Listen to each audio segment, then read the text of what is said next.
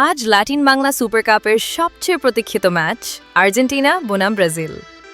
ম্যাচের সময় লাইভ কোথায় দেখবেন আর টুর্নামেন্টের সব আপডেট সবই পাবেন এই ভিডিওতে। পুরো ভিডিওটি দেখলে আপনি সম্পূর্ণ তথ্য জেনে নিতে পারবেন। ঢাকার ন্যাশনাল স্টেডিয়ামে চলছে জমকালো আয়োজন। আজ 11 তারিখ টুর্নামেন্টের ফাইনালে মাঠে নামবে অ্যাথলেটিকো চার্লোন বনাম সাও বের্নার্দো। এর আগে বাংলাদেশ ব্রাজিলের কাছে 4-0 গোলে পরাজিত হয়েছে, আর বাংলাদেশ আর্জেন্টিনার সঙ্গে ড্র করেছে।